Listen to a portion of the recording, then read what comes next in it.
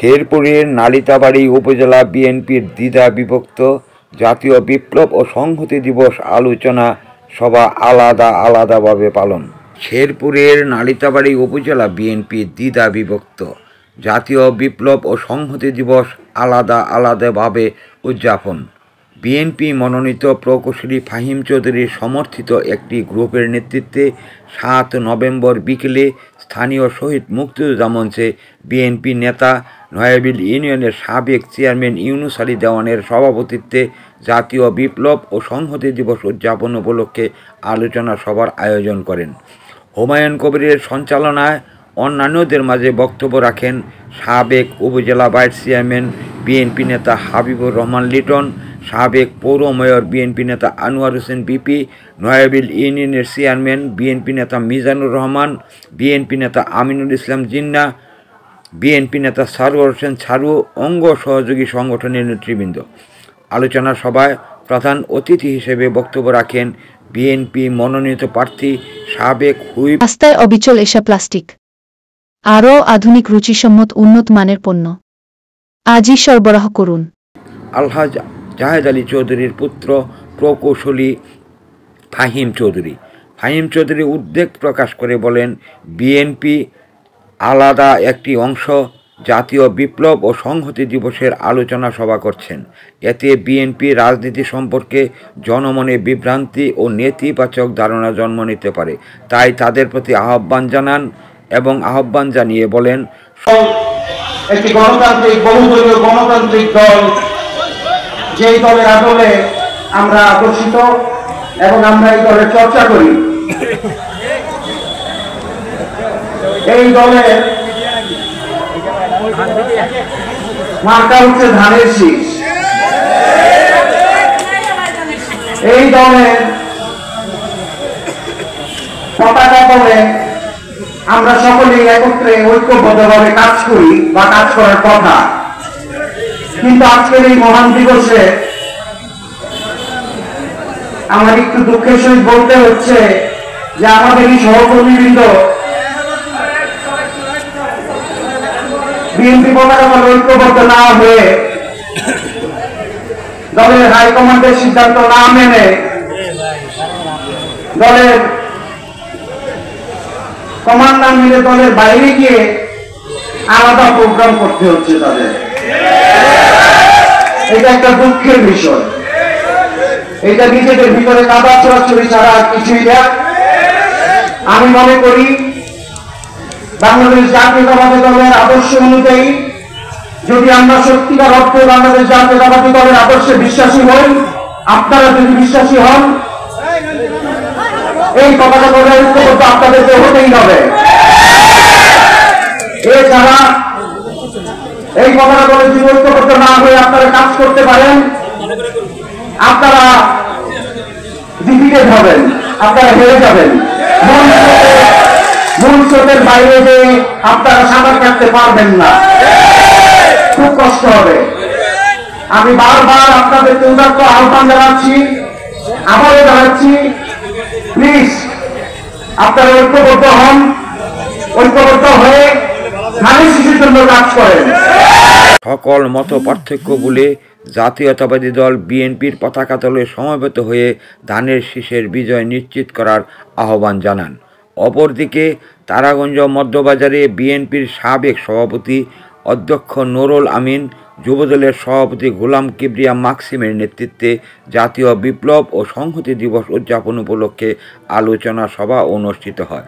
এতে সভাপতিত্ব করেন অধ্যক্ষ নুরুল আমিন, বক্তব্য রাখেন সিরাজুল ইসলাম সিরাজ, বক্তব্য রাখেন বিএনপি নেতা আব্দুল মালেক, জাহাঙ্গীর আলম, যুবদল নেতা গোলাম কিবরিয়া মাকসিম, বিএসসি কামরুল হাসান, কলসপাড় ইউনিয়নের সাবেক চেয়ারম্যান ওসমান গনি সহ অঙ্গ সংগঠনের নেতৃবৃন্দ।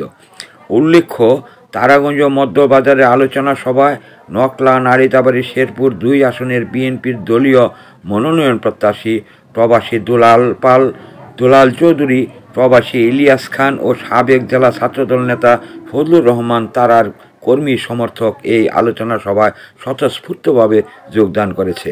নালিতাবাড়ী উপজেলার বিএনপির সাবেক সভাপতি অধ্যক্ষ নুরুল আমিন ও 4 বঞ্চিত মনোনয়ন প্রত্যাশীদের সমর্থনে জাতীয় বিপ্লব ও সংহতি দিবসের আলোচনা সভায় বক্তারা দাবি করেন, বিএনপির দলীয় মনোনয়ন প্রাথমিকভাবে দেওয়া হয়েছে, চূড়ান্ত মনোনয়ন হবে তফসিল ঘোষণার পর। উপজেলা বিএনপির সাবেক সভাপতি নুরুল আমিনের সভাপতিত্বে এবং উপজেলা যুবদলের আহ্বায়ক গোলাম কিবরিয়া মাকসিমের সঞ্চালনায় বক্তব্য রাখেন উপজেলা ও ইউনিয়ন পর্যায়ের বিএনপি, যুবদল, ছাত্রদল সহ অঙ্গ ও সহযোগী সংগঠনের শতাধিক নেতাকর্মী।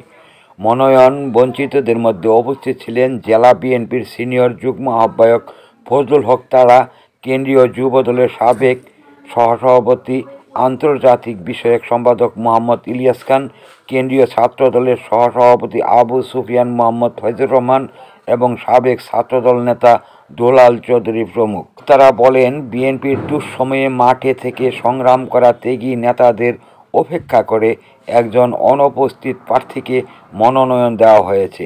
ইঞ্জিনিয়ার ফাহিম চৌধুরী গত 17 বছর এলাকায় ছিলেন না, নেতাকর্মীদের খোঁজও রাখেননি। তাই এই আসনে যোগ্য ত্যাগী নেতাদের হাতে মনোনয়ন দিলে বিএনপি নিশ্চিতভাবে জাতীয় সংসদ নির্বাচনে জয়ী হবে। সভায় বিপুল সংখ্যক নেতাকর্মী উপস্থিতিতে মনোনয়ন পরিবর্তন চাই, ত্যাগী নেতাদের জয় হোক এমন স্লোগানে মুখর হয়ে ওঠে তারাগঞ্জ মধ্যবাজার চৌরাস্তা। দীর্ঘ 17 বছর আমাদের পাশে ছিলেন না, 18 সালের পর থেকে তাকে আমরা পাই নাই এবং তাদের পরিবার থেকে বলা হয়েছে আমরা রাজনীতি ছেড়ে দিয়েছি, আমাদের সাথে যোগাযোগ করবেন না, আমাদের সাথে যোগাযোগ করে লাভ নাই, আমরা রাজনীতি ছেড়ে দিয়েছি। আমাদেরকে সহযোগিতা করছেন ইলিয়াস খান, সহযোগিতা করছেন দুলাল চৌধুরী, সহযোগিতা করছেন আবু সুফিয়ান, সহযোগিতা করছেন ফজলুর রহমান তারা।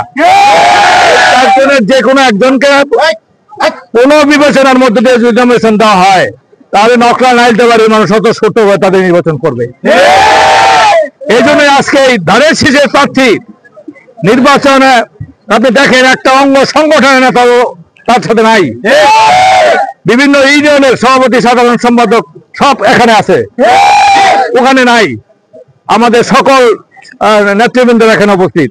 আমরা সেই জন্য আমাদের প্রাণের দাবি, মনে আমাদের হৃদয়ের দাবি 12টা ইউনিয়ন, একটি পৌরসভা এবং নকলা নেতৃবৃন্দ এখানে আছেন এবং তাদেরও দাবি, সকলের দাবি হলো আমাদের একজন গ্রহণযোগ্য একজন প্রার্থীকে যদি পুনর্বিবেচনা করা হয় আমরা ভারপ্রাপ্ত চেয়ারম্যানকে অভিনন্দন জানাবো, ধন্যবাদ জানাবো এবং এমপি উপহার দেবো ইনশাল্লাহ। ধন্যবাদ সবাইকে।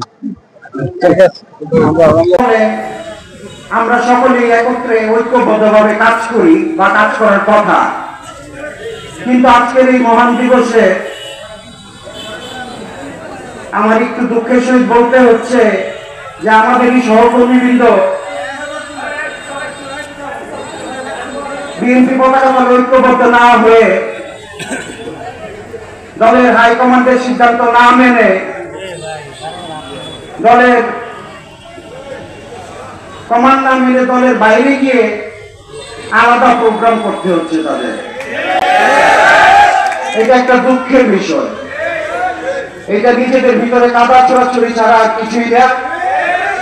আমি মনে করি বাংলাদেশ জাতীয়তাবাদী দলের আদর্শ অনুযায়ী যদি আমরা সত্যিকার অর্থে বাংলাদেশ জাতীয়তাবাদী দলের আদর্শে বিশ্বাসী হই, আপনারা যদি বিশ্বাসী হন,